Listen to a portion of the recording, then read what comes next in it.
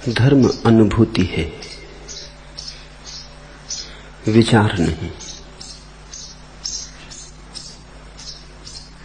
विचार धर्म की छाया भी नहीं बन पाता, और जो विचार में ही उलझ जाते हैं वो धर्म से सदा के लिए दूर रह जाते हैं। विचारक जितना धर्म से दूर होता है उतना कोई और नहीं। जिससे प्रेम एक अनुभव है, ऐसे ही परमात्मा भी एक अनुभव है। और अनुभव करना हो तो समग्रता से ही संभव है। विचार की प्रक्रिया मनुष्य का छोटा सा अंश है, और अंश भी बहुत सतही, बहुत गहरा नहीं। अंश भी अंतस्थल का नहीं, केंद्र का नहीं, परिधि का। ना हो तो भी आदमी जी सकता है। और अब तो विचार करने वाले यंत्र निर्मित हुए, उन्होंने तो बहुत बात साफ कर दी कि विचार तो यंत्र भी कर सकता है, मनुष्य की कुछ गरिमा नहीं। अरिस्टोटल या उस जैसे विचारकों ने मनुष्य को विचारवान प्राणी कहा है। अब उस परिभाषा को बदल देना चाहिए, क्योंकि अब तो कंप्यूटर विचार कर लेता है, और मनुष्य से ज्यादा दक्षता से, ज्यादा निपुणता से।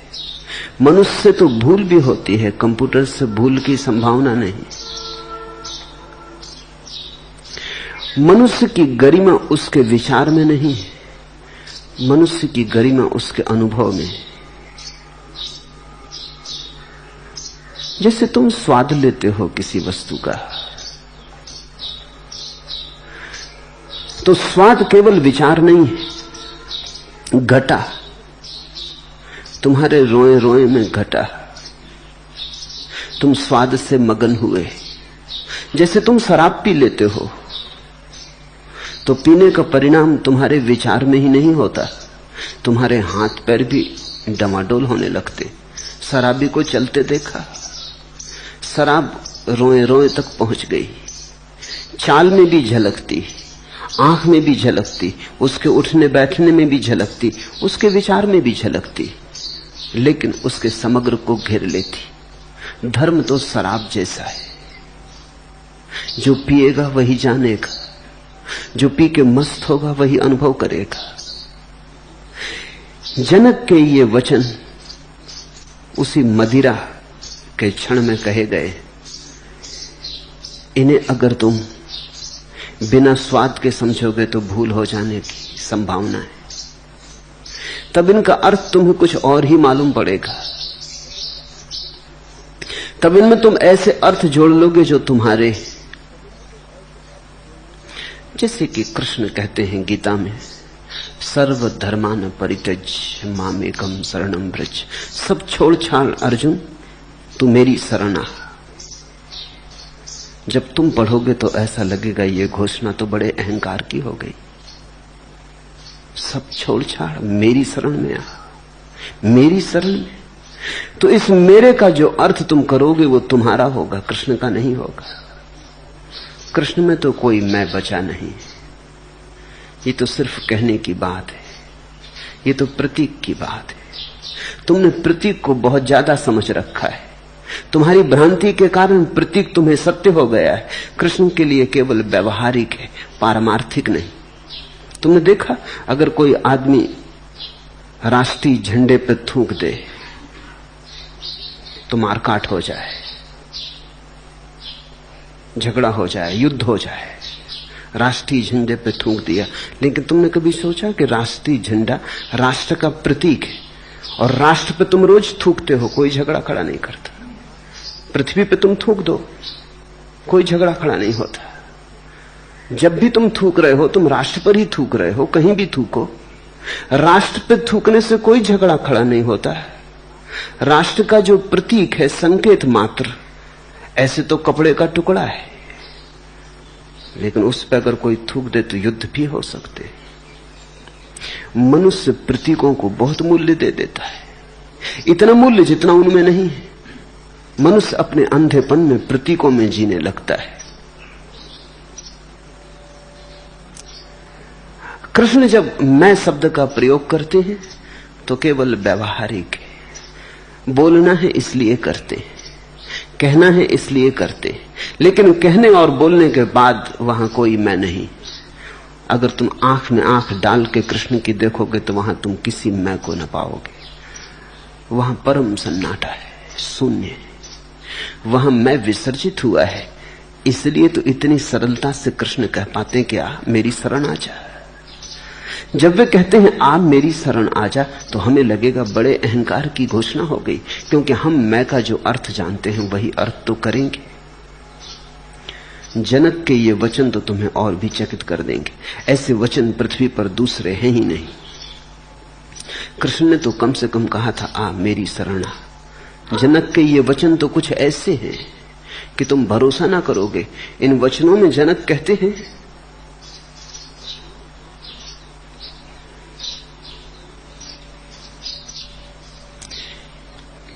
कि अहो अहो मेरा स्वभाव, अहो मेरा प्रकाश, आश्चर्य, ये मैं कौन हूं? मैं अपनी ही शरण जाता हूं, नमस्कार मुझे। ये तुम हैरान हो जाओगे। इन वचनों में जनक अपने को नमस्कार करते हैं, यहां तो दूसरा भी नहीं बचा। बार बार कहते हैं मैं आश्चर्य में हूं, मुझको नमस्कार है। अहो अहम नमो मह्यम विनाशो यश नास्ति में। मैं इतने आश्चर्य से भर गया हूं, मैं स्वयं आश्चर्य हूं। मैं अपने को नमस्कार करता हूं, क्योंकि सभी नष्ट हो जाएगा तब भी मैं बचूंगा। ब्रह्मा से लेकर कण तक सब नष्ट हो जाएगा फिर भी मैं बचूंगा। मुझे नमस्कार है। मुझ जैसा दक्ष कौन? संसार में हूं और अलिप्त, जल में कमलवत, मुझे नमस्कार है। मनुष्य जाति ने ऐसी उद्घोषणा कभी सुनी नहीं। अपने को ही नमस्कार। तुम कहोगे ये तो अहंकार की हद हो गई। दूसरे से कहते तब भी ठीक था, ये अपने ही पैर छू लेना। ऐसा उल्लेख है रामकृष्ण के जीवन में। एक चित्रकार ने रामकृष्ण का चित्र उतारा। वो जब चित्र लेके आया तो रामकृष्ण के भक्त बड़े संकोच में पड़ गए, क्योंकि रामकृष्ण उस चित्र को देख देख के उसके चरण छूने लगे। वो उन्हीं का चित्र था। उसे सिर से लगाने लगे।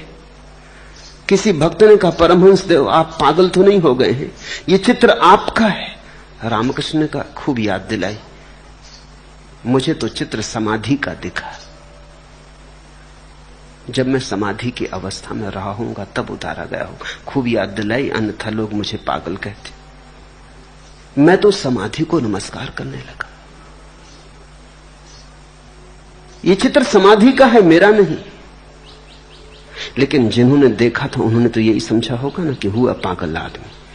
अपने चित्र के पैर छूने लगा, अपने चित्र को सिर से लगाने लगा। और क्या पागलपन होगा? अहंकार की ये तो आखिरी बात हो गई। इसके आगे तो अहंकार का कोई शिखर नहीं हो सकता।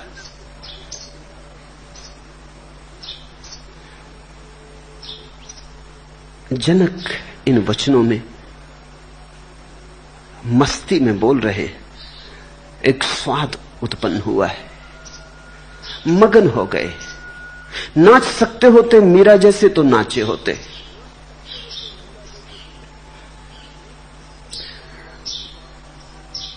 गा सकते होते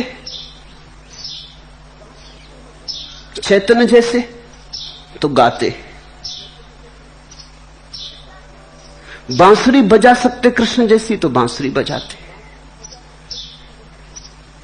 हर व्यक्ति की अलग अलग संभावना है अभिव्यक्ति की। जनक सम्राट थे, सुसंस्कृत पुरुष थे, सुशिक्षित पुरुष थे, प्रतिभावान थे, नवनीत थे प्रतिभा के। तो उन्होंने जो वचन कहे वो मनुष्य जाति के इतिहास में स्वर्ण अक्षरों में लिखे जाने योग्य। इन वचनों को समझने के लिए तुम अपने अर्थ बीच से हटा देना। करना है हमें कुछ दिन संसार का नजारा, इंसान का जीवन तो दर्शन का झरोखा है। ये अक्ल भी क्या शय है जिसने दिले रंगी को हर काम से रोका है, हर बात पे टोका है। आरास्ता ए मानी तखील है शायर की, लफ्जों में उलझ जाना फन काफिया गो का है। ये अक्ल भी क्या शय है जिसने दिले रंगी को हर काम से रोका है, हर बात पर टोका है। जब भी हृदय में कोई तरंग उठती तो बुद्धि तत्क्षण रोकती है। जब भी कोई भाव गहन होता है बुद्धि तत्क्षण दखलंदाजी करती है। ये अक्ल भी क्या शय है जिसने दिले रंगी को हर काम से रोका है, हर बात पे टोका है। तुम इस अक्ल को थोड़ा किनारे रख देना, थोड़ी देर को ही सही, क्षण भर को ही सही। उन क्षणों में ही बादल हट जाएंगे, सूरज का दर्शन होगा। अगर इस अक्ल को तुम हटा के न रख पाओ तो ये टोकती ही चली जाती है। टोकना इसकी आदत है, टोकना इसका स्वभाव है, दखलंदाजी इसका रस है। और धर्म का संबंध है हृदय से। वो तरंग खराब हो जाएगी, उस तरंग पे बुद्धि का रंग चढ़ जाएगा और बात खो जाएगी। तुम कुछ का कुछ समझ लोगे। आरास्ताए मानी तखील है शायर की। जो वास्तविक कवि है, मनीषी है, ऋषि है, वो तो अर्थ पर ध्यान देता है। आरास्ताए मानी तखील है शायर की, उसकी कल्पना में तो अर्थ के फूल खिलते हैं, अर्थ की सुगंध उठती है। लफ्जों में उलझ जाना फन काफिया गो का है। लेकिन जो तुकबंद है काफिया गो, वो शब्दों में ही उलझ जाता है, वो कवि नहीं। तुकबंद तो शब्दों के साथ शब्दों को मिलाया चला जाता है। तुकबंद को अर्थ का कोई प्रयोजन नहीं होता, शब्द से शब्द मेल खा जाएं बस काफी। बुद्धि तुकबंद है, काफिया गो है। अर्थ का रहस्य, अर्थ का राज तो हृदय में छिपा है। तो बुद्धि को हटा के सुनना, तो ही तुम सुन पाओगे। मैंने सुना है मुल्ला नसरुद्दीन एक कपड़े वाले की दुकान पर गए और एक कपड़े की ओर इशारा करके पूछने लगे, भाई इस कपड़े का क्या भाव है? दुकानदार बोला, मुल्ला 5 रुपए मीटर। मुल्ला ने कहा 4.5 रुपए में देना है। दुकानदार बोला, बड़े मियां 4.5 में तो घर में पड़ता है। तो मुल्ला ने कहा ठीक, फिर ठीक तो ठीक है, घर से ही ले लेंगे।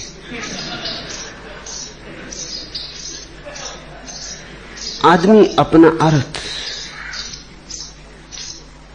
डाले चला जाता है।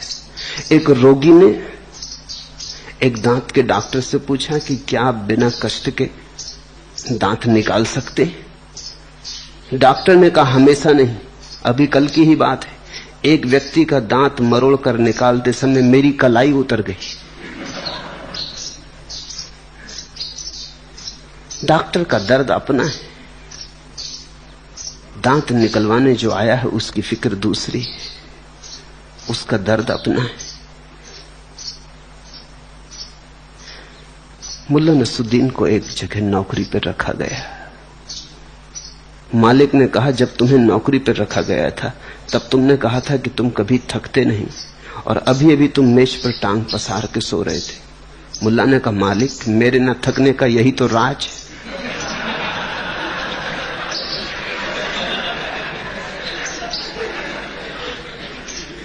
हम अपने अर्थ डाले चले जाते हैं, और जब तक हम अपने अर्थ डालने बंद ना करें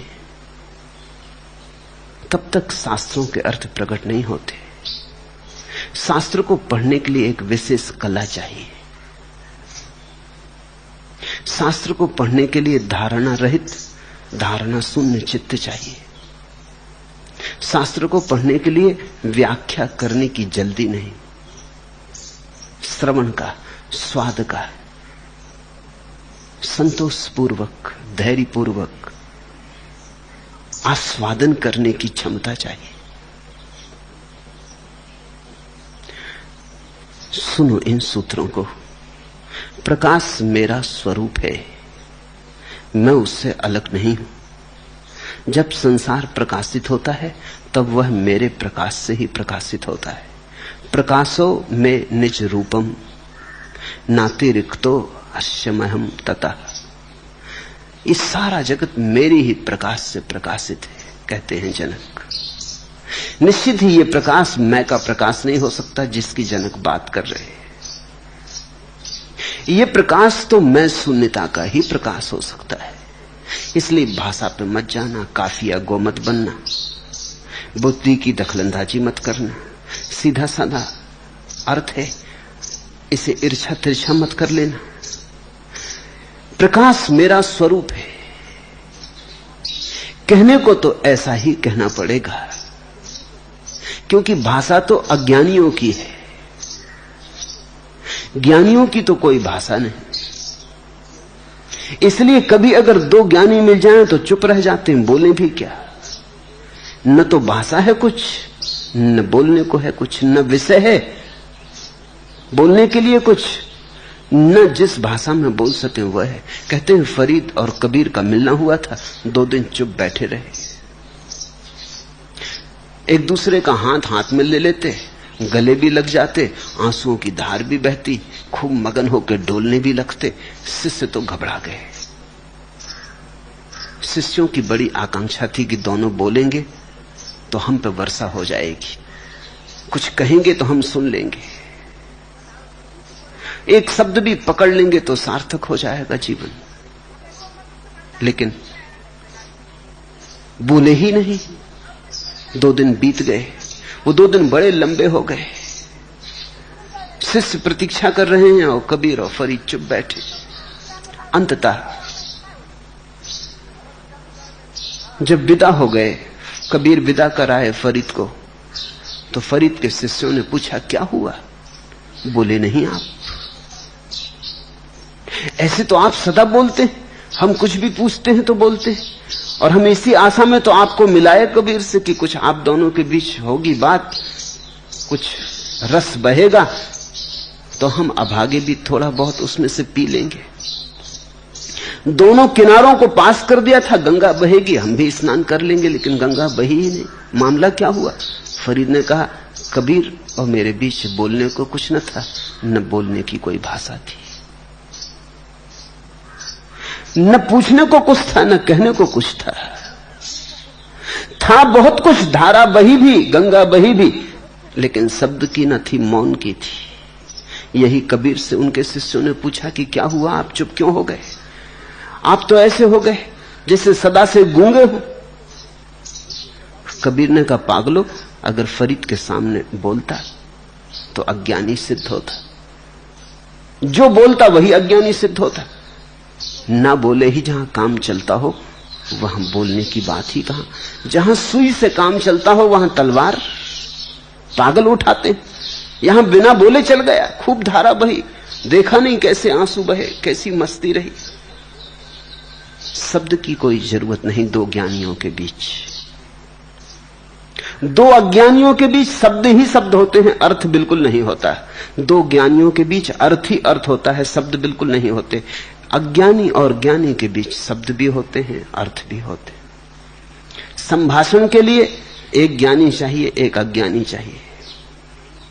दो अज्ञानी हो तो विवाद होता है, संभाषण तो हो नहीं सकता, संवाद हो नहीं सकता, सिर्फ फुटअव्वल हो सकती है। दो ज्ञानी हो, शब्द से संवाद नहीं होता, किसी और गहन लोक में केंद्रों का मिलन होता है, सम्मिलन हो जाता है। संवाद की जरूरत क्या? बिन कहे बात पहुंच जाती है, बिन बताए दर्शन हो जाता है। एक अज्ञानी और एक ज्ञानी के बीच संवाद की संभावना है। ज्ञानी बोलने को राजी हो, अज्ञानी सुनने को राजी हो तो संवाद हो सकता है। शास्त्रों के वचन एक अर्थ में सदा विरोधाभासी, पैराडॉक्सिकल, क्योंकि शास्त्र जो कहते हैं वो कहा नहीं जा सकता और जो नहीं कहा जा सकता उसको कहने की चेष्टा करते। अनुकंपा है कि किन्हीं बुद्ध पुरुषों ने कहने की चेष्टा की है उसको जो नहीं कहा जा सकता। आंखें हमारी उठाने की आकांक्षा की है उस तरफ जहां हम आंखें उठाना भूल ही गए। हमें आकाश के थोड़े दर्शन कराए, हम तो जमीन पर सरकते रेंगते, हमने सिर उठाना बंद कर दिया है। कहते हैं मंसूर को जब फांसी लगी और जब वो सूली पर लटका हुआ हंसने लगा तो कोई 1,00,000 लोगों की भीड़ थी, उनमें से किसी ने पूछा मंसूर तुम हंस क्यों रहे हो? मंसूर ने कहा मैं इसलिए हंस रहा हूं कि चलो ये अच्छा ही हुआ कि फांसी लगी, तुमने कम से कम थोड़ा आंख तो ऊपर उठा के देखा। सूली पे लटका था तो लोगों को सिर ऊपर करके देखना पड़ रहा था, तो मंसूर ने कहा तुमने कम से कम चलो इस बहाने से ही थोड़ा आकाश की तरफ तो आंखें उठाई। इसलिए प्रसन्न हूं कि ये सूली ठीक ही हुई। शायद मुझे देखते देखते तुम्हें वो दिख जाए जो मेरे भीतर छिपा है। शायद इस मृत्यु की घड़ी में, मृत्यु के आघात में तुम्हारे विचार की प्रक्रिया बंद हो जाए और क्षण भर को आकाश खुल जाए और तुम्हें उसके दर्शन हो जाएं जो मैं हूं। प्रकाशो में निजम रूपम, प्रकाश मेरा स्वरूप है। नाति रिक्तो अस्म्यम, तथा मैं उससे अलग नहीं, प्रकाश से अलग नहीं। ये जो प्रकाश का अंतः स्रोत है ये तभी उपलब्ध होता है जब मैं चला जाता है। लेकिन कहो तो कैसे कहो, जब कहना होता है तो मैं को फिर ले आना होता है। जब संसार प्रकाशित होता है तब वह मेरे प्रकाश से ही प्रकाशित होता है। निश्चित ही जनक यहां जनक नाम के व्यक्ति के संबंध में नहीं बोल रहे हैं। व्यक्ति तो खो गया, व्यक्ति की लहर तो गई, ये तो सागर बचा। ये सागर हम सबका है। ये घोषणा जनक की उनके ही संबंध में नहीं, तुम्हारे संबंध में भी है। जो कभी हुए उनके संबंध में, जो कभी होंगे उनके संबंध में। ये समस्त अस्तित्व के संबंध में घोषणा है। तुम जरा मिटना सीखो तो इसका स्वाद लगने लगे, और स्वाद लगेगा तो ऐसी घोषणाएं तुमसे भी उठेंगी। इन्हें रोकना मुश्किल है। मंसूर को पता था कि अगर उसने इस तरह की बात कही, अनल हक अहम ब्रह्मास्मि, कि मैं ही परमात्मा हूं, तो सूली लगेगी। मुसलमानों की भीड़ उसे बर्दाश्त न कर सकेगी, अंधों की भीड़ उसे देख ना पाएगी। फिर भी उसने घोषणा की। उसके मित्रों ने उसे कहा भी कि ऐसी घोषणा ना करो, ऐसी घोषणा खतरनाक होगी। मंसूर भी जानता है कि ऐसी घोषणा खतरनाक हो सकती है, लेकिन यह घोषणा रुक ना सकी। जब फूल खिलता है तो सुगंध बिखरेगी, जब दिया जलेगा तो प्रकाश फैलेगा ही। फिर जो हो। रहीम का एक वचन है, खैर खून खांसी खुशी बैर प्रीत मदपान, रहीमन दाबे ना दबे जानत सकल जहान। कुछ बातें हैं जो दबाए नहीं दबती। साधारण मदिरा पी लो तो कैसे दबाओगे? अक्सर ऐसा होता है, शराब पीने वाला जितना दबाने की कोशिश करता है उतनी प्रकट होता है। ख्याल किया तुमने? शराबी बड़ी चेष्टा करता है कि किसी को पता ना चले, संभल के बोलता है, उसी में पता चलता है, संभल के चलता है, उसी में डमाडोल हो जाता है। होशियारी दिखाना चाहता है कि किसी को पता ना चले। मुल्ला नसरुद्दीन एक रात पी के घर लौटा तो बहुत विचार करके लौटा कि आज पत्नी को पता न चलने देगा, क्या करना चाहिए। सोचा कि चल के कुरान पढ़ूं। कभी सुना कि शराबी और कुरान पढ़ता हो? जब कुरान पढ़ूंगा तो साफ हो जाएगा कि शराब पी के नहीं आया हूं, कहीं शराबियों ने कुरान पढ़े। घर पहुंचा, प्रकाश जला के बैठ गया, कुरान पढ़ने लगा। आखिर पत्नी आई, उसने उसे झकझोरा और कहा कि बंद करो ये बकवास, ये सूटकेस खोले किस लिए बैठे हो? कुरान शराबी खोजे कैसे? वो सूटकेस मिल गया उनको, उसे खोल के पढ़ रहे थे।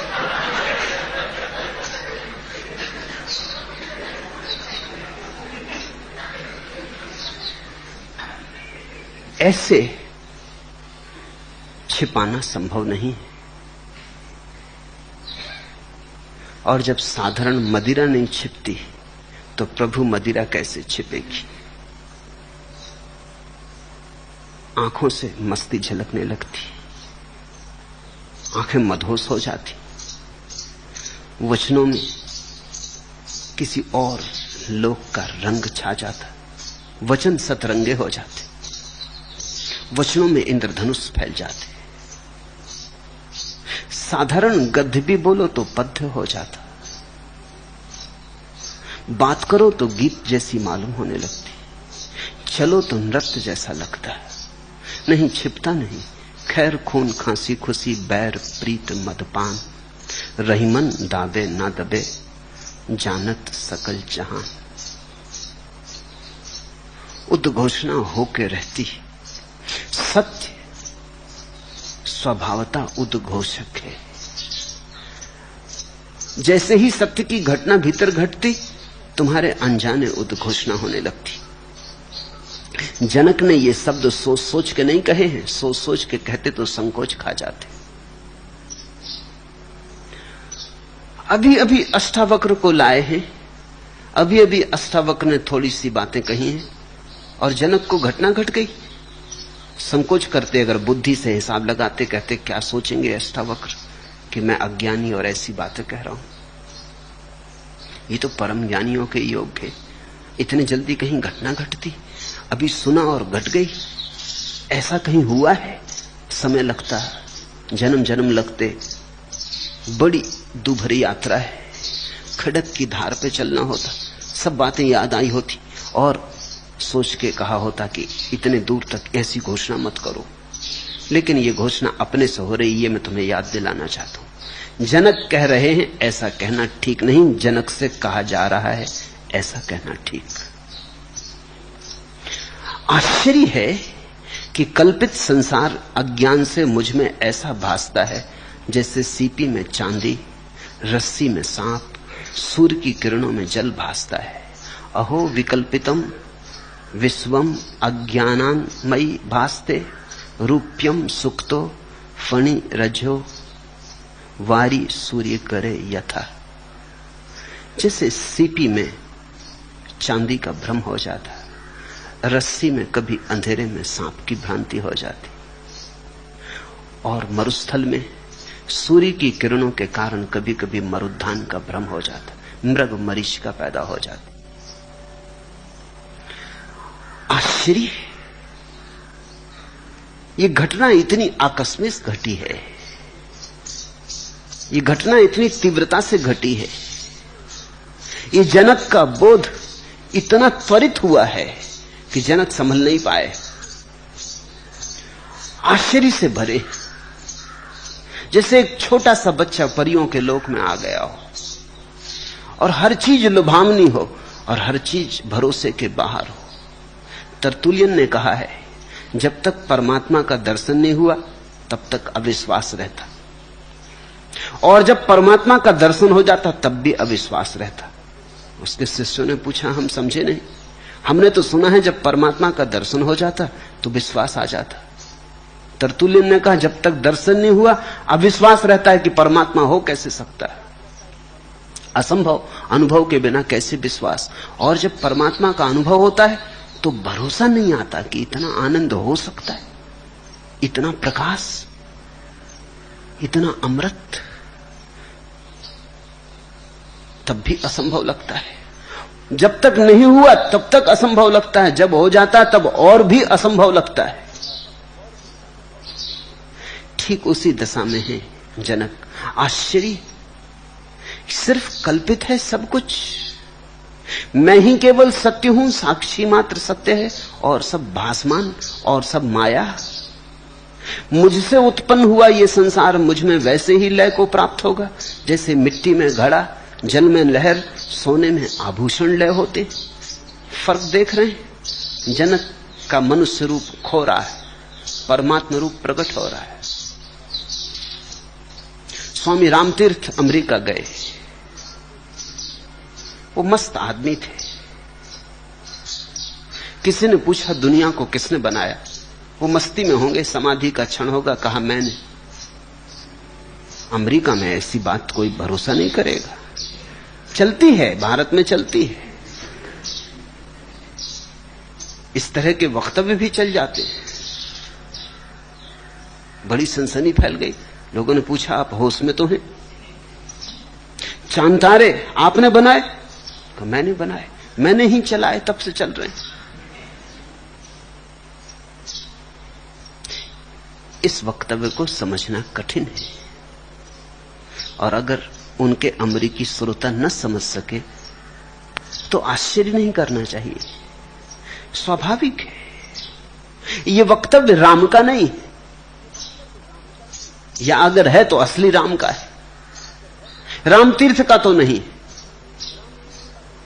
इस घड़ी में रामतीर्थ लहर की तरह नहीं बोल रहे, सागर की तरह बोल रहे हैं, सनातन शाश्वत की तरह बोल रहे हैं, सामयिक की तरह नहीं बोल रहे, शरीर और मन में सीमित परिभाषित मनुष्य की तरह नहीं बोल रहे, शरीर और मन के पार अपरिभाषित अज्ञेय की भांति बोल रहे हैं। राम से राम ही बोले, रामतीर्थ नहीं।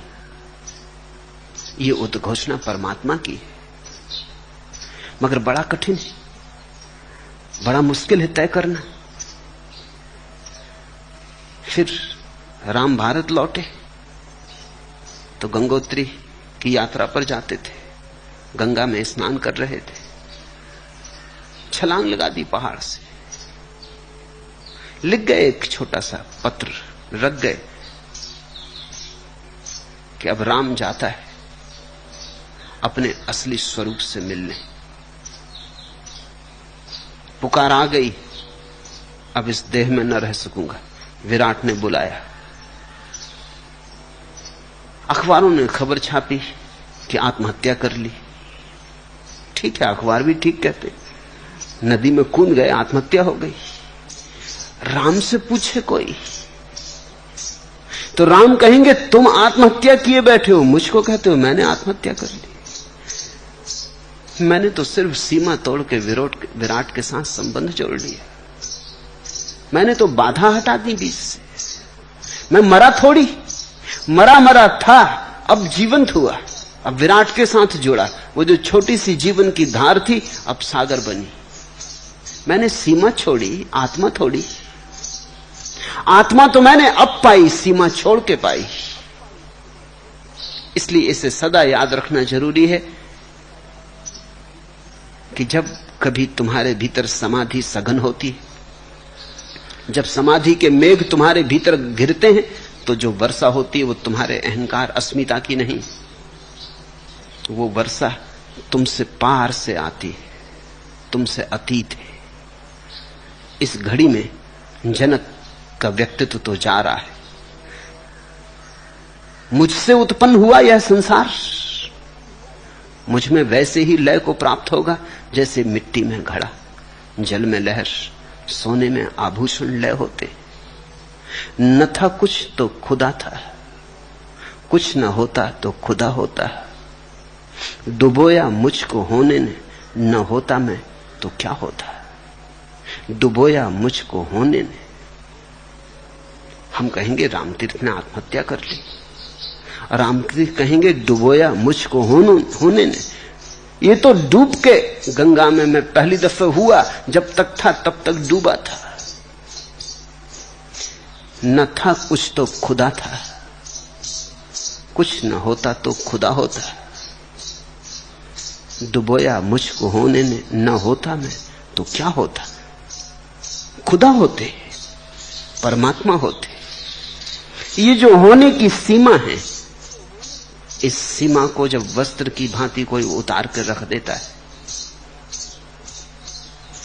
तो सत्य के दर्शन होते। जैसे सांप अपनी केंचुली से निकल जाता है सरक कर, ऐसी ही घटना जनक को घटी। अष्टावक्र ने कैटालिटिक की तरह काम किया होगा। वैज्ञानिक कैटालिटिक एजेंट की बात करते हैं। वे कहते हैं कि कुछ तत्व किन्हीं घटनाओं में सक्रिय रूप से भाग नहीं लेते, लेकिन उनकी मौजूदगी के बिना घटना नहीं घटती। तुमने देखा वर्षा में बिजली चमकती।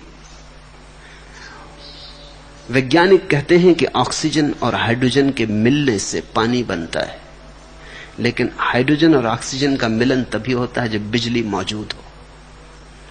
अगर बिजली मौजूद ना हो तो मिलन नहीं होता। यद्यपि बिजली कोई भी हिस्सा नहीं लेती, हाइड्रोजन और ऑक्सीजन के मिलने में बिजली कोई भी हाथ नहीं बटाती, सिर्फ मौजूदगी। इस तरह की मौजूदगी को वैज्ञानिकों ने नाम दिया है कैटालिटिक एजेंट। गुरु कैटालिटिक एजेंट है, वो कुछ करता नहीं, पर उसकी बिना मौजूदगी के कुछ होता भी नहीं। उसकी मौजूदगी में कुछ हो जाता है, यद्यपि करता वो कुछ भी नहीं, लेकिन सिर्फ उसकी मौजूदगी से समझना, सिर्फ उसकी ऊर्जा तुम्हें घेरे रहती। उस ऊर्जा के घेराव में तुम में बल उत्पन्न हो जाता। बल तुम्हारा है। गीत फूटने लगते, गीत तुम्हारे। घोषणाएं घटने लगती, घोषणाएं तुम्हारी, लेकिन गुरु की मौजूदगी के बिना शायद घटती भी नहीं। अष्टावक्र की मौजूदगी ने कैटालिटिक एजेंट का काम किया। देख के उस सौम्य शांत परम अवस्था को जनक को अपना भूला घर याद आ गया होगा। झांक के उन आंखों में देखकर अपरंपार विस्तार, अपने भूले बिसरी संभावना स्मरण में आ गई होगी। सुन के अष्टावक्र के वचन सत्य में पगे, अनुभव में पगे, स्वाद जग गया होगा। कहते हैं एक व्यक्ति ने सिंह पाल रखा था, छोटा सा बच्चा था, आंखें भी न खुली थी तब उसे घर ले आया था। उस सिंह ने कभी मांसाहार न किया था, खून का उसे कोई स्वाद भी न था। वो शाकाहारी सिंह था, साग सब्जी खाता, रोटी खाता, उसे पता ही न था, पता का कोई कारण भी न था। लेकिन एक दिन ये आदमी बैठा था अपनी कुर्सी पर, इसके पैर में चोट लगी थी और खून थोड़ा सा झलका था। सिंह भी पास में बैठा था, बैठे बैठे उसने जीभ से वो खून छांट लिया। बस एक क्षण में रूपांतरण हो गया। सिंह गुर्राया, उस गुर्राहट में हिंसा थी। अभी तक वो जैनी था, अचानक सिंह हो गया। अभी तक शाकाहारी था, तो शुद्ध साग सब्जी खा के जैसी आवाज निकल सकती थी निकलती थी। हालांकि ये भी कोई मांसाहार कर नहीं लिया था, जरा सा खून चखा था, लेकिन याद आ गई। रोए रोए में सोई हुई सिंह की विस्मृत क्षमता जाग गई। कोई जग उठा, किसी ने अंगड़ाई ले ली। जो सोया था उसने आंख खोली, वो गुर्रा के उठ खड़ा हुआ। फिर उसने हमले शुरू कर दिए। फिर उसे घर में रखना मुश्किल हो गया, फिर उसे जंगल में छोड़ देना पड़ा। इतने दिन तक वो सोया सोया था। आज पहली दफा उसे याद आई कि मैं कौन। अष्टावक्र की छाया में जनक को याद आई कि मैं कौन। और ये वचन अगर जनक ने सोच के कहे होते तो कह ही ना सकते थे, संकोच पकड़ लेता। ये कोई आसान है कहना। मुझसे उत्पन्न हुआ यह संसार मुझ में वैसे ही लय को प्राप्त होगा जैसे मिट्टी में घड़ा, जल में लहर और सोने में आभूषण लय होते।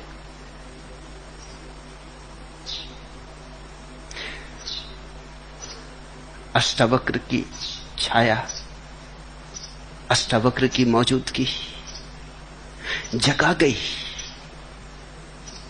सोया था जो जन्मों जन्मों से सिंह गर्जना करने लगा।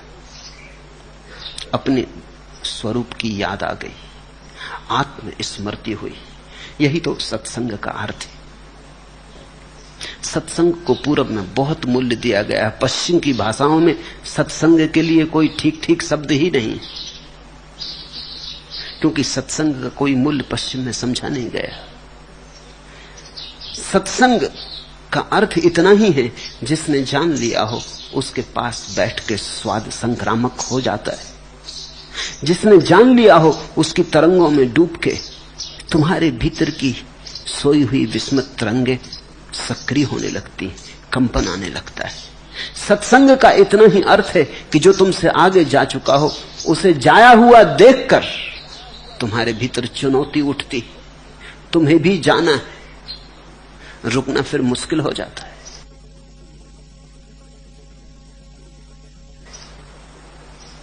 सत्संग का अर्थ गुरु के वचन सुनने से उतना नहीं जितनी गुरु की मौजूदगी पीने से, जितना गुरु को अपने भीतर आने देने, जितना गुरु के साथ एक लय में बद्ध हो जाने से। गुरु एक विशिष्ट तरंग में जी रहा है।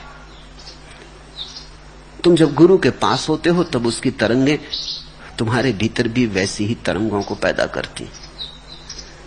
तुम भी थोड़ी देर को ही सही किसी और लोक में प्रवेश कर जाते हो। गेस्टाल्ट बदलता है, तुम्हारे देखने का ढांचा बदलता है। थोड़ी देर को तुम गुरु की आंखों से देखने लगते हो, गुरु के कान से सुनने लगते हो। मैं तुमसे यह कहना चाहता हूं कि जब जनक ने ये वचन बोले तो ये वचन भी अष्टावक्र के ही वचन है। कहते तो हैं जनक उवाच, लेकिन मैं तुम्हें याद दिलाना चाहता हूं यह अष्टावक्र उवाच ही है। वो जो अष्टावक्र ने कहा था और वो जो अष्टावक्र की मौजूदगी थी वही इतनी सघन हो गई है कि जनक तो गए, जनक तो बह गए बाढ़ में, उनका तो कोई पता ठिकाना नहीं है। वो घर तो गिर गया, ये तो कोई और ही बोलने लगा। मुझसे उत्पन्न हुआ यह संसार मुझ में वैसे ही लय को प्राप्त होगा जैसे मिट्टी में घड़ा, जल में लहर, सोने में आभूषण लय होते। मैं वो गुम गुस्ता मुसाफिर हूं कि आप अपनी मंजिल हूं।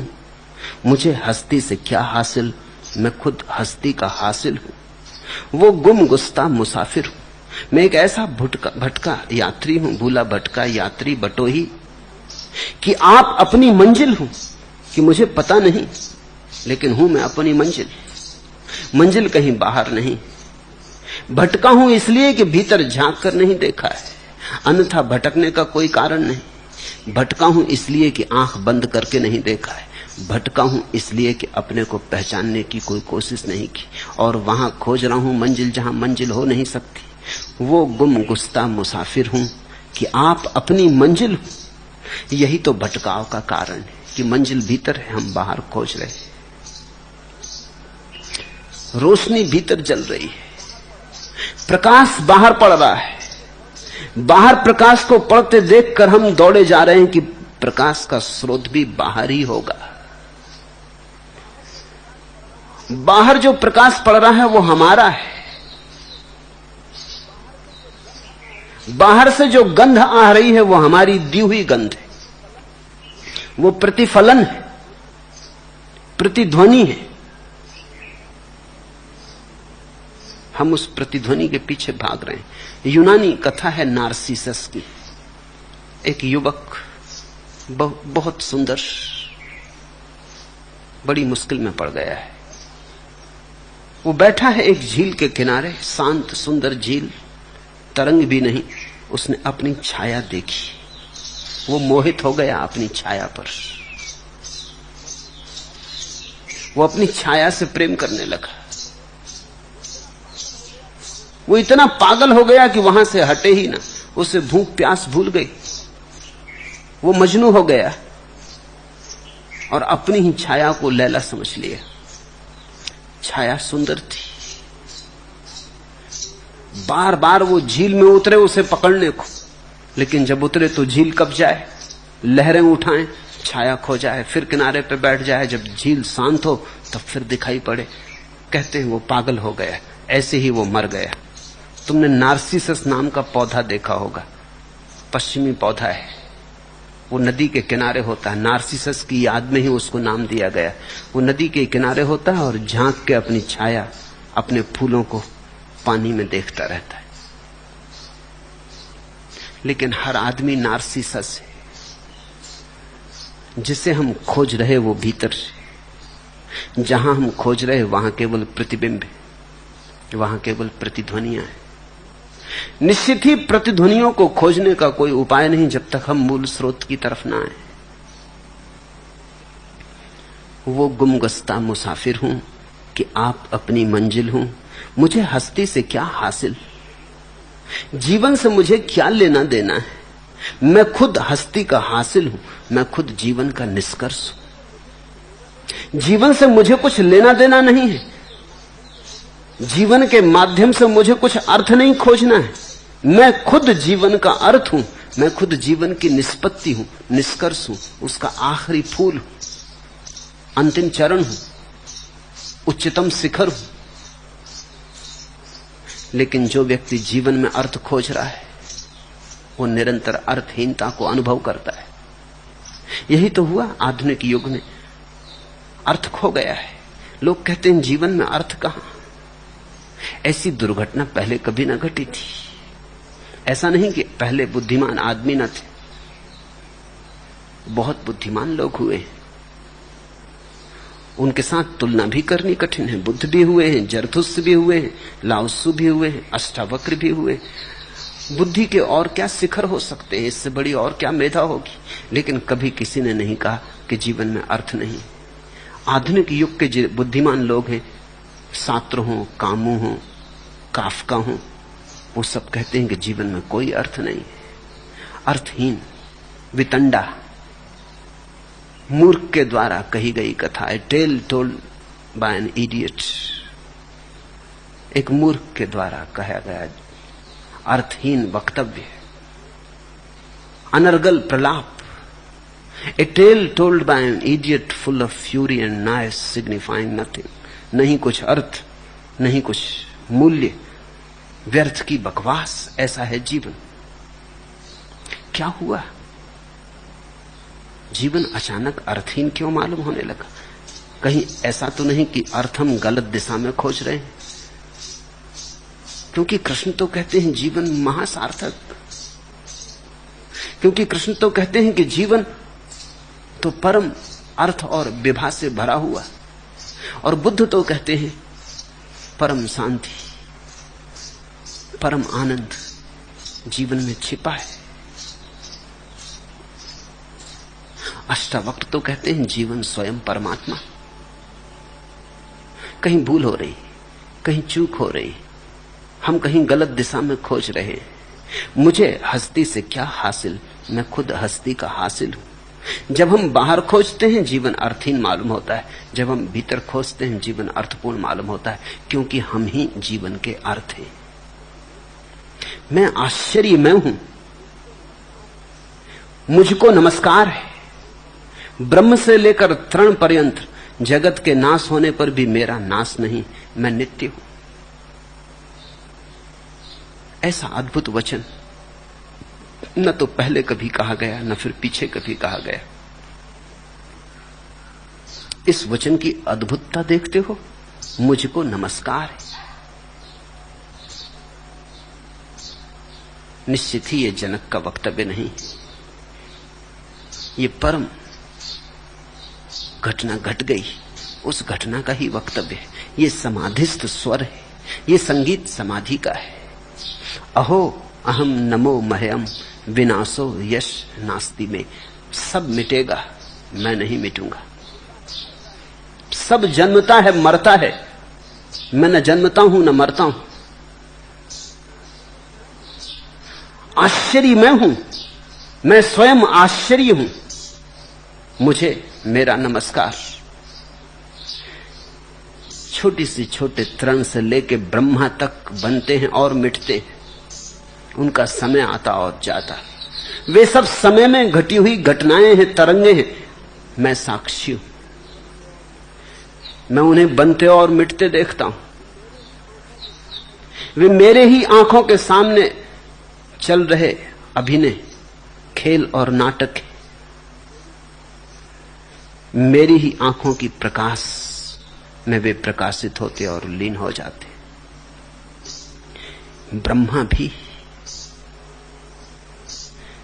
जिनकी तुम मंदिरों में पूजा करते हो, ब्रह्मा विष्णु महेश, वे आते हैं और जाते हैं। सिर्फ एक तत्व इस जगत में ना आता ना जाता, वह तुम ही हो। तुमसे मुक्त तुम ही। और जब तुमसे मुक्त हो तब तुम पाओगे कि चरणों में अपने ही झुक गए। तब तुम पाओगे भीतर विराजमान है परम प्रभु। तब तुम पाओगे जिसे तुम खोजते थे वो तुम्हारे भीतर सदा से मौजूद प्रतीक्षा करता था। मैं आश्चर्य में हूं, मुझको नमस्कार है। मैं आश्चर्य में हूं, मैं देहधारी होता हुआ भी अद्वैत हूं। दो दिखाई पड़ता हूं फिर भी अद्वैत हूं। वो दो दिखाई पड़ना सिर्फ ऊपर ऊपर है। जैसे एक वृक्ष में बहुत सी शाखाएं दिखाई पड़ती, अगर तुम शाखाएं गिनो तो अनेक है, अगर तुम वृक्ष के नीचे उतरने लगो तो पेड़ में आके एक हो जाता है। ऐसे ही ये जो अनेक रूप दिखता है संसार, वो भी अपने मूल में आके एक हो जाता है। ये एक का ही फैलाव है। मैं आश्चर्य में हूं, मुझको नमस्कार है। मैं देहधारी होता हुआ भी अद्वैत हूं, न कहीं जाता हूं न कहीं आता हूं और संसार को घेर कर स्थित हूं। सुनो, जनक कह रहे हैं कि संसार को घेर कर स्थित हूं। संसार को मैंने घेरा है। मैं संसार की परिभाषा हूं। मैं असीम हूं, संसार मेरे भीतर। साधारणतः हम देखते हैं हम संसार के भीतर हैं। ये तो अपूर्व क्रांति हुई, ये तो गेस्टाल्ट पूरा बदला। जनक कहते हैं संसार मेरे भीतर है। जिससे आकाश में बादल उठते हैं और खो जाते, ऐसे युग मुझ में आते और विलीन हो जाते। मैं निराकार, साक्षी रूप, दृष्टा मात्र, सबको घेर कर खड़ा हूं। इसे तुम समझो। बच्चे थे तुम कभी, तब एक आकार घिरा था तुम्हारे आकाश में, बचपन का। फिर तुम जवान हो गए, वो रूप खो गया। फिर दूसरा बादल घिरा, नया आकार तुमने लिया, तुम जवान हो गए। बच्चे थे तब तुम्हें कामवासना का कोई भी पता न था। कोई समझाता तो भी तुम समझ ना पाते। फिर तुम जवान हुए, नई वासना उठी। वासना ने नए वस्त्र पहने, नया रंग खिला, तुम्हारे जीवन ने नया ढांचा पकड़ा। फिर तुम बूढ़े होने लगे, जवानी भी गई, जवानी का शोरगुल भी गया, वो वासना भी बह गई। अब तुम्हें हैरानी होती कि कैसे तुम उन वासनाओं में उतर सके। अब तुम चकित होकर सोचते हो कि मैं ऐसा मूढ़ था, कि मैं ऐसा अज्ञानी था। हर बूढ़े को एक ना एक दिन, अगर वो सच में जीवन को जरा भी देखने में सफल हो पाया है, तो ये बात आश्चर्य से भरती है कि मैं कैसी कैसी चीजों के पीछे भागा। धन, पद, मोह, स्त्री, पुरुष, कैसी कैसी चीजों के पीछे भागा, क्या क्या खोजता फिरा। मैं खुद खोजता फिरा। भरोसा नहीं आता कि मैं और ऐसे सपने में हो सकता था। अरब में एक कहावत है कि अगर जवान आदमी रो ना सके तो जवान नहीं, और अगर बूढ़ा आदमी हंस ना सके तो बूढ़ा नहीं। जवान आदमी अगर रो ना सके तो जवान नहीं, क्योंकि जो रो नहीं सकता, जो अभी आंसू नहीं बहा सकता, उसका भाव कुंठित है, उसके जीवन में तरंग नहीं, मौज नहीं। जो पीड़ित नहीं हो सकता वो जवान नहीं, पथरीला है, उसका हृदय खिला नहीं, अनखिला रह गया है। और बूढ़ा जो हंस ना सके पूरे जीवन पर और अपने पर कि कैसी मूढ़ता है, कैसा मजाक है, तो बूढ़ा नहीं। बूढ़ा वही है जो हंस सके सारी मूढ़ता पर, अपनी और सबकी, और कहे खूब मजाक चल रहा है, लोग पागल हुए भागे जा रहे हैं उन चीजों के पीछे जिनका कोई भी मूल्य नहीं। उसे अब दिखाई पड़ता है कोई भी मूल्य नहीं। कभी तुम जवान, कभी तुम बूढ़े, कभी बादल एक रूप लेता, कभी दूसरा, कभी तीसरा, लेकिन तुमने ख्याल किया कि भीतर तुम एक ही हो। जिसने देखा था बचपन उसी ने जवानी देखी, जिसने देखी जवानी उसी ने बुढ़ापा देखा। तुम दृष्टा हो। वो जो देखने वाला पीछे खड़ा है वो वही का वही है। रात तुम सोते हो तब तुम्हारा दृष्टा सपने देखता है। जब सपने भी नहीं रह जाते, सिर्फ गहरी तंद्रा होती, सुसुप्ति होती, तब तुम्हारा दृष्टा सुसुप्ति देखता है कि खूब गहरी नींद। इसलिए तो सुबह उठ के तुम कभी कहते हो रात खूब गहरी नींद लगी। किसने देखी? अगर तुम पूरे के पूरे सो गए थे और तुम्हारे भीतर कोई देखने वाला ना बचा था तो किसने देखी, किसने जानी, किसको ये खबर मिली, कौन ये कह रहा है? सुबह उठ के कौन कहता है कि रात में गहरी नींद सोया? अगर तुम सो ही गए थे तो जानने वाला कौन था? जरूर तुम्हारे भीतर कोई जागता रहा, कोई एक कोने में दिया जलता रहा और देखता रहा कि गहरी नींद बड़ी विश्रांतिमयी, बड़ी आह्लादकारी, बड़ी शांत। स्वप्न की भी कोई तरंग नहीं, कोई तनाव नहीं, कोई विचार नहीं, कोई देखता रहा। सुबह उसी देखने वाले ने कहा है कि रात बड़ी गहरी नींद रही। रात सपने भरे रहे तो सुबह तुम कहते हो रात सपनों में गई। न मालूम कैसे कैसे दुख स्वप्न देखे। जरूर देखने वाला सपनों में खो नहीं गया था, जरूर देखने वाला सपना हो नहीं गया था। देखने वाला अलग ही खड़ा रहा था। फिर दिन में तुम खुली आंख का दुनिया देखते हो। दुकान पर तुम दुकानदार हो, मित्र के साथ तुम मित्र हो, शत्रु के साथ तुम शत्रु हो, घर आते हो पत्नी के साथ पति हो, बेटे के साथ पिता हो, पिता के साथ बेटे हो, फिर हजार हजार रूप ये भी तुम देखते हो। लेकिन तुम इन सब के पार देखने वाले हो। कभी सफलता देखते हो, कभी विफलता, कभी बीमारी, कभी स्वास्थ्य, कभी सौभाग्य के दिन, कभी दुर्भाग्य के दिन। लेकिन एक बात तय है कि ये सब आते और जाते, तुम न आते, तुम न जाते। मैं आश्चर्य में हूं, मुझको नमस्कार। मैं देहधारी होता हुआ अद्वैत, न कहीं जाता, न कहीं आता, न क्वचित गंता, न क्वचित आगंता, न जाता न आता, बस हूं। ये होना मात्र ही स्वरूप है। और संसार को घेर कर स्थित हूं, और संसार को मैंने घेरा। यही तो तुम्हारा संसार है। ये संसार तुम्हारे भीतर है, तुम इस संसार के भीतर नहीं। तुम इसके मालिक हो, तुम इसके गुलाम नहीं। तुम जिस क्षण चाहो पंख फैला दो और उड़ जाओ। अगर तुम इसके भीतर हो तो अपनी मर्जी से हो, किसी की जबरदस्ती से नहीं। इतना तुम्हें ख्याल रहे फिर कुछ अड़चन नहीं। फिर अगर तुम बंधन में पड़े हो अपनी मर्जी से तो बंधन भी बंधन नहीं है। फिर तुम्हारी जो मर्जी, फिर तुम्हें जो करना हो करो। लेकिन एक बात मत भूलना कि तुम करता नहीं हो, करता फिर एक रूप है। भोगता नहीं हो, भोगता एक रूप है। तुम साक्षी हो, वही तुम्हारी शाश्वतता है। पूरब में हमारा सबसे बड़ा खोज का जो लक्ष्य रहा है वो उसे खोज लेना है जो समयातीत है, कालातीत है। जो समय की धारा में बनता बिगड़ता है वो प्रतिबिंब है, जो समय के पार खड़ा है साक्षीवत, वही सत्य है।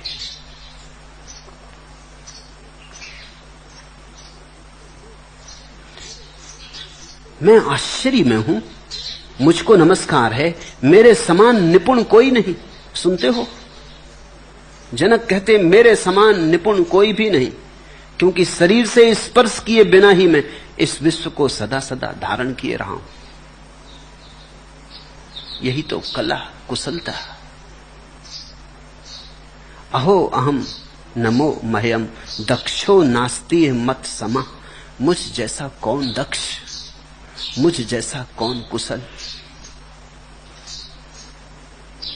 छुआ भी नहीं शरीर को, कभी नहीं छुआ है।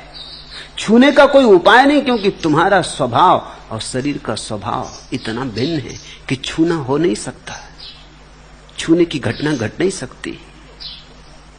तुम सिर्फ साक्षी हो, तुम सिर्फ देख ही सकते हो। शरीर दृश्य है, वो सिर्फ दिखाई पड़ सकता है।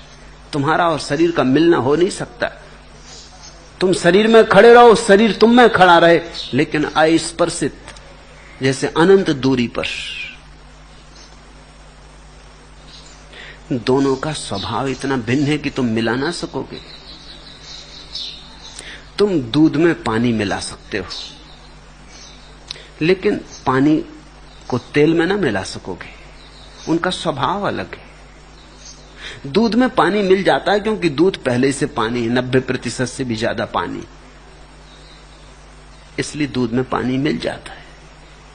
लेकिन तेल में तुम पानी ना मिला सकोगे, वे मिलेंगे ही नहीं, वे मिल ही नहीं सकते।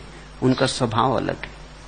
फिर भी ध्यान रखना, शायद वैज्ञानिक कोई विधि निकाल लें तेल और पानी को मिलाने की, क्योंकि कितना ही स्वभाव भिन्न हो, दोनों ही पदार्थ हैं।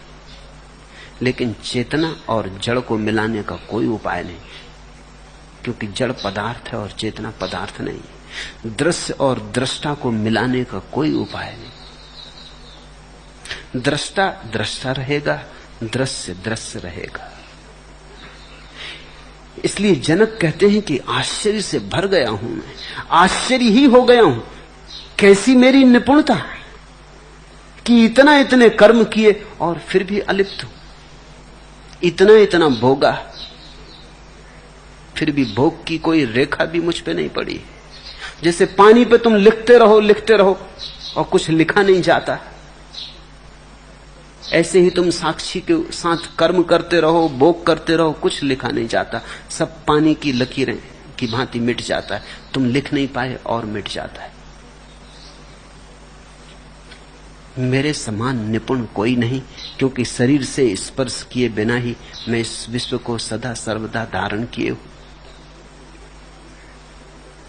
दिल में वो तेरे है मकी, दिल से तेरे अलग नहीं। तुझसे जुदा वो लाख हो, तू ना उसे जुदा समझ। हम लाख समझें अपने को कि शरीर से जुड़े हैं, हम जुड़ नहीं सकते। और हम लाख समझें अपने को कि हम परमात्मा से अलग हैं, हम अलग नहीं हो सकते। और ये दोनों बातें एक साथ समझ में आती, जब भी समझ में आती। जब तक तुम सोचते हो कि तुम शरीर से जुड़ सकते हो, तब तक इसका एक दूसरा पहलू भी है कि तुम सोचोगे तुम परमात्मा से टूट गए। जिस दिन तुम जानोगे परमात्मा से जुड़े हो, उस दिन तुम जानोगे अरे आश्चर्यों का आश्चर्य कि मैं शरीर से कभी भी जुड़ा न था। दिल में वो तेरे है मकी, दिल से तेरे अलग नहीं। वो परम सत्य तेरे दिल में बसा है। दिल में वो तेरे है मकी, उसने वही मकान बनाया है। दिल से तेरे अलग नहीं, तुझसे जुदा वो लाख हो, तू ना उसे जुदा समझ। भला कितना ही तुझे प्रतीत होता रहे कि जुदा है, पर जुदा मत समझना, क्योंकि जुदा होने का उपाय नहीं। परमात्मा से अलग होने की कोई व्यवस्था नहीं, और संसार के साथ एक होने का कोई उपाय नहीं।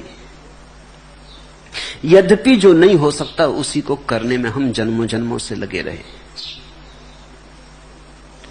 जिस दिन तुम भी जागोगे, और निश्चित किसी दिन जागोगे, क्योंकि जो सोया है वो कब तक सोएगा। क्योंकि जो सोया है जागना उसका स्वभाव है, तभी तो सो गया है। जो सोया है सोने में ही खबर दे रहा है कि जाग भी सकता है, जागना उसकी संभावना है। जो जाग नहीं सकता वो सोएगा कैसे। जो जाग सकता है वही सो सकता है।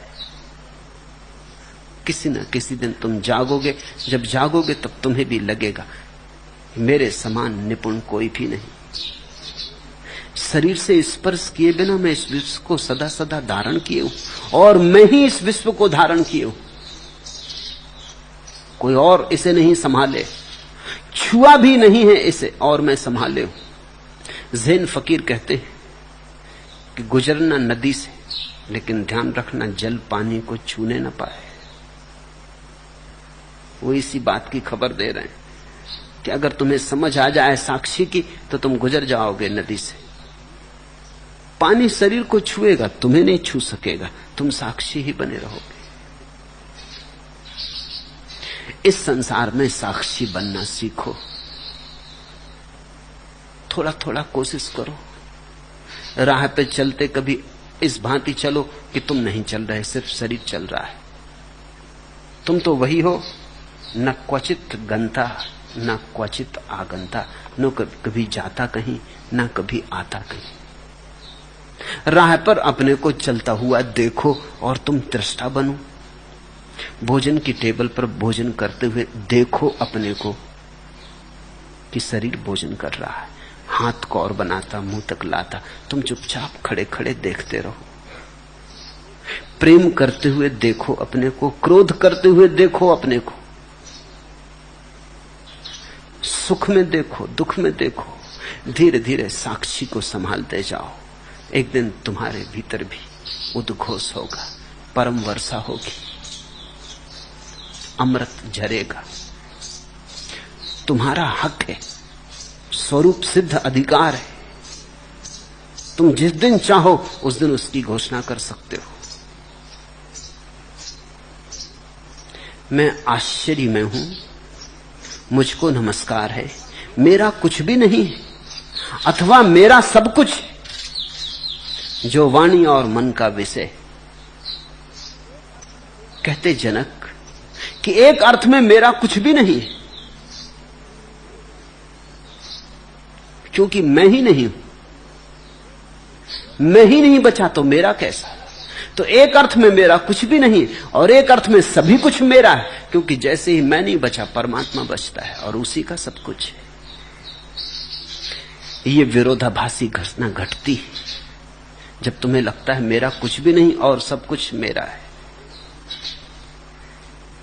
अहो अहम नमो मह्यम यस्य में नास्ति किंचन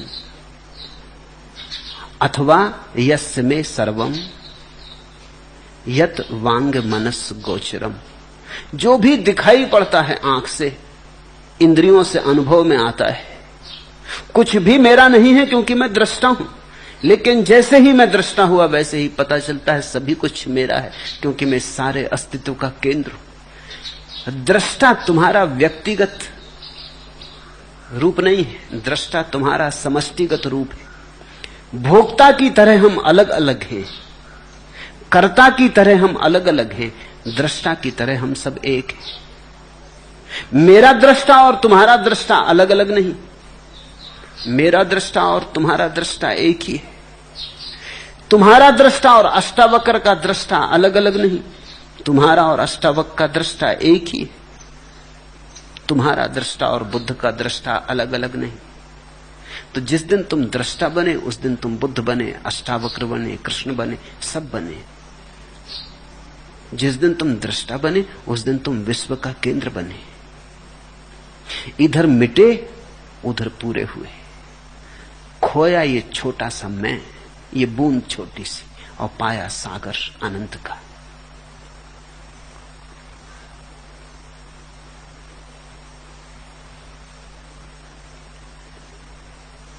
ये सूत्र आत्म पूजा के सूत्र है। ये सूत्र कह रहे हैं कि तुम ही हो भक्त, तुम ही हो भगवान। ये सूत्र कह रहे हैं तुम ही हो आराध्य, तुम ही हो आराधक। ये सूत्र कह रहे हैं कि तुम्हारे भीतर दोनों मौजूद हैं, मिलन हो जाने दो दोनों का। ये सूत्र बड़ी अनूठी बात कह रहे हैं। झुक जाओ अपने ही चरणों में, मिट जाओ अपने ही भीतर, डूब जाओ अपने ही भीतर। तुम्हारा भक्त और तुम्हारा भगवान तुम्हारे भीतर है। हो जाने दो मिलन, वहां हो जाने दो सम्मिलन। वहीं घटेगी क्रांति जब भीतर तुम्हारा भक्त और भगवान मिलकर एक हो जाएगा। न भगवान बचेगा न भक्त, कोई बचेगा। अरूप, निर्गुण, सीमातीत, कालातीत, समयातीत, क्षेत्रातीत। द्वैत नहीं बचेगा, अद्वैत बचेगा। इन अद्वैत के क्षणों की जो पहली झलकें हैं, उन्हीं को हम ध्यान कहते हैं। इसी अद्वैत की झलकें जब फिर होने लगती हैं तो हम सविकल्प समाधि कहते हैं।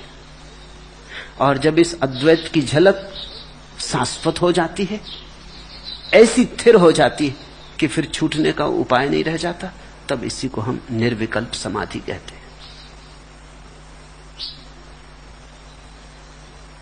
ये दो तरह से घट सकता है, या तो मात्र बोधपूर्वक, जैसा जनक को घटा, सिर्फ समझ लेने मात्र से, पर बड़ी प्रज्ञा चाहिए, बड़ी प्रखरता चाहिए, बड़ी त्वरा चाहिए, बड़ी धार चाहिए तुम्हारे भीतर फिर चैतन्य की, तो ये घटना तत्क्षण घट सकती है। अगर तुम पाओ ऐसा घटता है तो ठीक, अगर तुम पाओ ऐसा नहीं घटता तो इन सूत्रों को बैठ के दोहराते मत रहना। इन सूत्रों को दोहराने से ना घटेगा। ये सूत्र ऐसे हैं कि अगर सुन के घट गया तो घट गया, चूक गए सुनते वक्त तो फिर उनको तुम लाख दोहराओ ना घटेगा, क्योंकि पुनरुक्ति से नहीं घटने वाला है। पुनरुक्ति से तुम्हारे मस्तिष्क में धार नहीं आती, धार मरती। तो एक तो उपाय है कि इन सूत्रों को सुनते ही घट जाए, घट जाए तो घट जाए, तुम कुछ कर नहीं सकते उसमें। अगर न घटे तो फिर तुम्हें धीरे धीरे ध्यान से फिर सविकल्प समाधि, सविकल्प समाधि से फिर निर्विकल्प समाधि, उसकी यात्रा करनी पड़े। छलांग लग जाए तो ठीक, नहीं तो फिर सीढ़ियों से उतरना पड़े। छलांग लग जाए तो लग जाए, किसी को लग सकती है। सभी आश्चर्य संभव है, क्योंकि तुम आश्चर्यों के आश्चर्य हो, इसलिए इसमें असंभव कुछ भी नहीं है। यहां मुझे सुनते सुनते किसी को छलांग लग सकती, अगर तुम बीच में ना आओ, अगर तुम अपने को अलग रख दो, अगर तुम अपनी बुद्धि को उतार के रख दो, जैसे जूते और कपड़े उतार के रख देते हो, अगर तुम शुद्ध नग्न चैतन्य से मेरे सामने हो जाओ, तो ये छलांग लग सकती।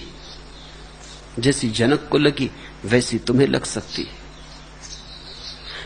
लग जाए ठीक, उपाय नहीं है इसमें। फिर तुम ये नहीं पूछ सकते कि हम कैसे इंतजाम करें इसके लगाने का। अगर इंतजाम पूछा तो ये नहीं लगती, फिर दूसरा उपाय, फिर पतंजलि तुम्हारा मार्ग है, फिर महावीर, फिर बुद्ध, फिर अष्टावक्र तुम्हारे मार्ग नहीं है। इसलिए तो अष्टावक्र की गीता अंधेरे में पड़ी रही है। इतनी त्वरा, इतनी तीव्रता, इतनी मेधा मुश्किल से मिलती। जन्मों जन्मों तक कोई निखार के आया होता है तो ये घटना घटती, मगर घटती है। कभी 100 में एक आध को, मगर घटती है। ऐसे मनुष्य जाति के इतिहास में बहुत से उल्लेख हैं जब कोई छोटी मोटी घटना ने क्रांति कर दी। मैंने सुना है बंगाल में एक साधु हुए,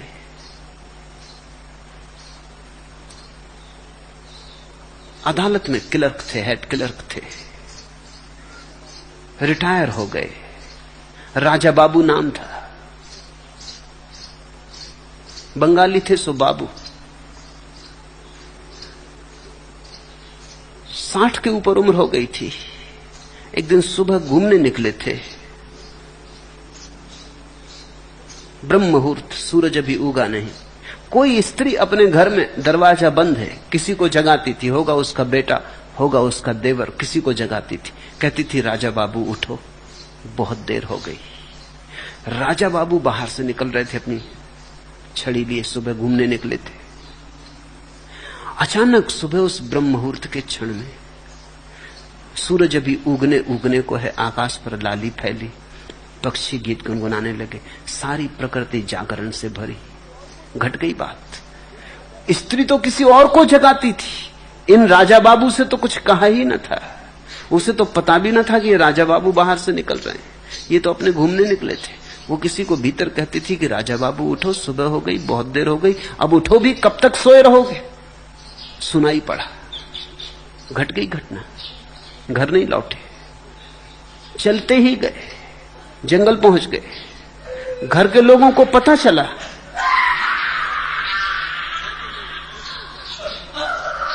घर के लोग खोजने गए, मिले जंगल में, पूछा क्या हो गया, हंसने लगे, कहा बस हो गया, राजा बाबू जग गए, अब जाओ। उन्होंने कहा क्या मतलब, क्या कहते हैं आप? उन्होंने कहा अब कहने सुनने को कुछ भी नहीं, बहुत देर वैसे ही हो गई थी। बात समझ में आ गई। सुबह का वक्त था, सारी प्रकृति जाग रही थी, उसी जागरण में मैं भी जाग गया। कोई स्त्री कहती थी उठो, बहुत देर हो गई। पड़ गई चोट। अब स्त्री तो अष्टावक्र भी न थी, खुद भी जागी न थी।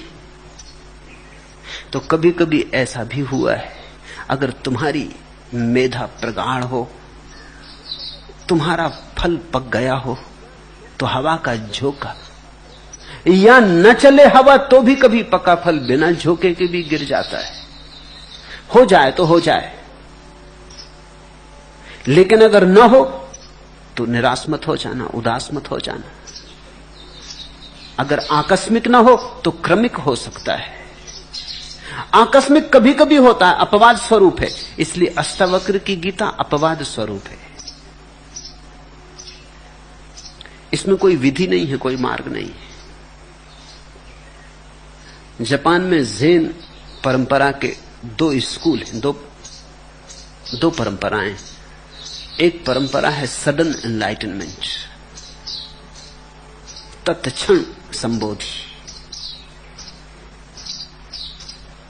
वो जो कह रहे हैं वो वही जो अष्टावक्र कहते। उनका गुरु कुछ नहीं सिखाता,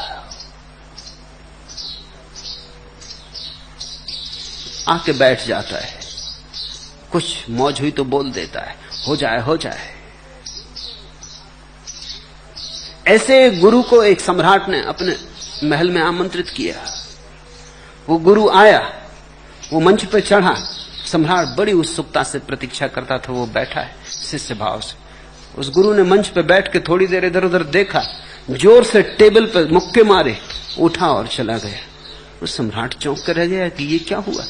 उसने अपने वजीर से पूछा, वजीर ने कहा उन्हें मैं जानता हूं, इससे ज्यादा महत्वपूर्ण व्याख्यान उन्होंने कभी दिया ही नहीं, मगर समझे तो समझे, नहीं समझे तो नहीं समझे। सम्राट ने कहा ये व्याख्यान, ये टेबल पे 3 दफा घूंसे मारना और चले जाना, बस हो गई बात। उस वजीर ने कहा कि वो जगाने की कोशिश करके जाग चले गए, जगो तो जग जाओ, राजा बाबू उठो, सुबह हो गई। वो अलार्म बजा के चल दिए। उस वजीर ने कहा मैंने इन गुरु के और भी व्याख्यान सुने हैं, मगर इससे ज्यादा प्रगाढ़ और इससे ज्यादा सचेतन करने वाला व्याख्यान उन्होंने कभी दिया ही नहीं। मगर आप चिंतित ना हो, क्योंकि मैंने बहुत सुने, मैं भी अभी जागा नहीं, आपने तो पहले व्याख्यान सुना है। सुनते रहे, हो जाए शायद। ये आकस्मिक घटना है, इसमें कार्य कारण का कोई संबंध नहीं। अभूतपूर्व, जिससे तुम्हारे अतीत का कोई लेना देना नहीं, हो जाए तो हो जाए।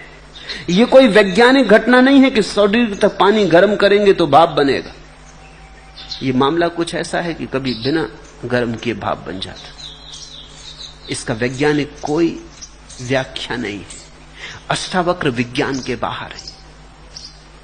अगर तुम्हारी बुद्धि वैज्ञानिक हो और तुम कहो ऐसे कैसे होगा, कुछ करेंगे तब होगा, तो फिर तुम वैज्ञानिक बुद्धि से चलो। फिर तुम बुद्ध को पूछो तो अष्टांगिक योग है, फिर तुम पतंजलि को पूछो तो उनका भी योग है। फिर प्रक्रियाएं, ये योग नहीं है, ये सांख्य का शुद्ध वक्तव्य है। इसलिए अष्टावक्र बहुतों को जगा सके होंगे ऐसा भी नहीं। कोई एक आध जनक जग गया होगा, बस जनक जग गया ये भी बहुत है, जरूरी न था। और तो कुछ खबर भी नहीं कि अष्टावक्र से कोई और भी जगा। बुद्ध ने बहुतों को जगाया, पतंजलि अब भी जगाए चले जाते हैं। अष्टावक्र ने तो केवल एक व्यक्ति को जगाया, वो भी अष्टावक्र ने जगाया कहना कठिन है। जनक जागने की क्षमता में थे, अष्टावक्र तो केवल निमित्त बन गए, कारण नहीं निमित्त। तो जो सडन एनलाइटनमेंट, तत्क्षण बोधि संबोधि के उपाय हैं, उनमें तो गुरु केवल निमित्त है। वो कोशिश करेगा, हो जाए हो जाए, कोई विज्ञान नहीं। न हो तो निराश मत होना, तुम्हें हो ही जाएगा ऐसा गुरु मान के भी नहीं चलता है। किसी को हो जाएगा, जिनको न हो जाएगा उनमें कम से कम होने की प्यास जगेगी, वो विधि की तलाश करेंगे, उन्हें विधि से होगा। नियम तो विधि से ही होने का है, बिना विधि के होना तो अपवाद स्वरूप है, वो नियम के बाहर है। तो यहां सुनना ध्यानपूर्वक, हो जाए शुभ, न हो जाए तो निराश मत होना। हरिओम तत्सत। आज इतना है।